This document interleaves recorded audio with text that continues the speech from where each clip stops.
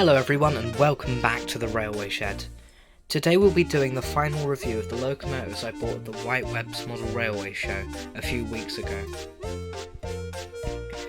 This locomotive is R number 236, British Railways 264T, Class 4P, in BR Black, with the running number 42363. I got this locomotive for £29.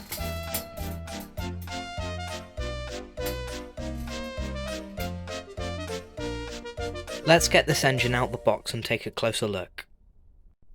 The packaging on this model is unlike any I've seen on a Hornby model thus far,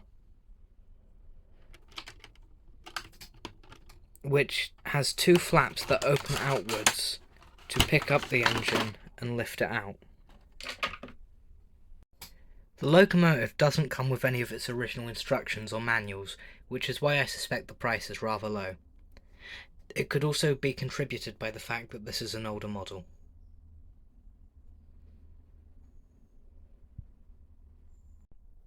Let's take a closer look at this locomotive's detail. Sadly, I think the locomotive's previous owner tried to fit a lamp iron on the front of the smoke box, and some glue leaked onto the foot plate at the front. Other than that, it's got a lovely moulded Westinghouse pump in the lovely BR Black early livery. Separately fitted whistles and safety valves, as well as a lovely valve gear, vacuum pipes, and lots of other separately fitted detail.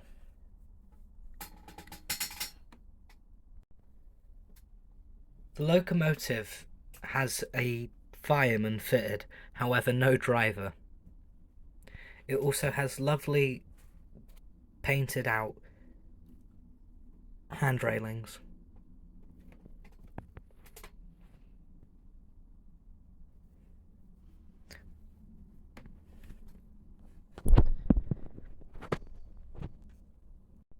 It's also got the BR number plaque on the front of the smoke box, with which most British Railways engines had.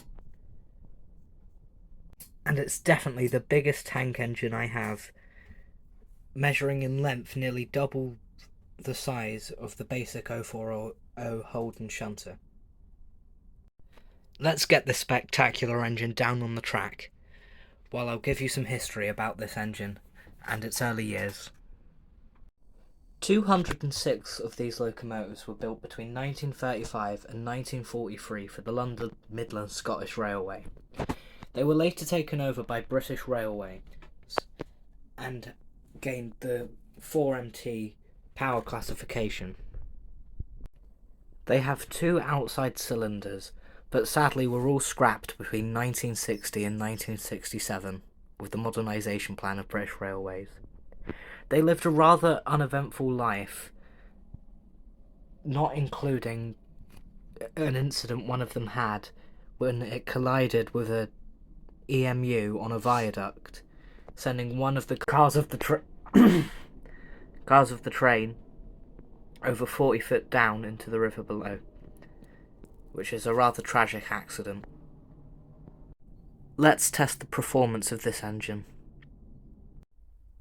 Let's do a performance test on this engine.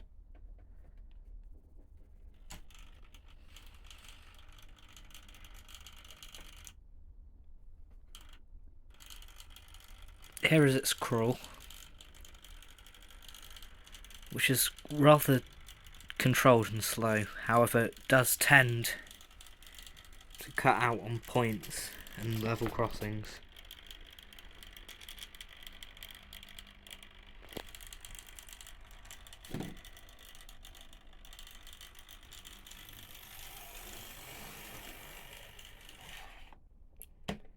Let's bring it back.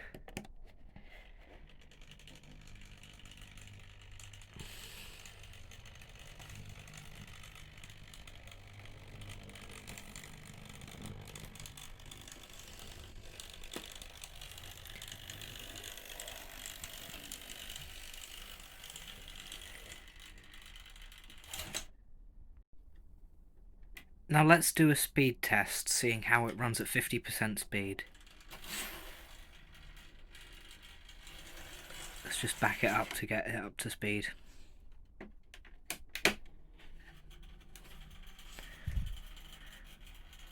That is apparently half speed, but I'll speed it up more to about 80%.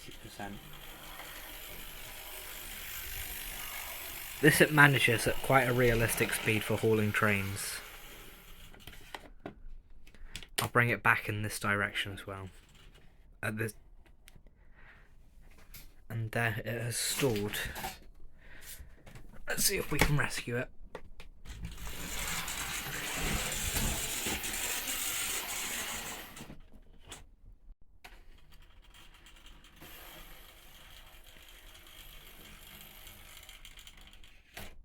Here are my ratings for this engine, which brings this to the leaderboard.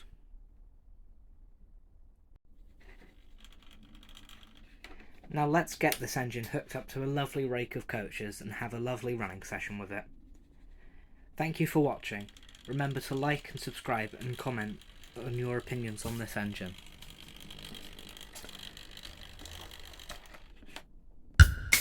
Without any further ado, let's get this running.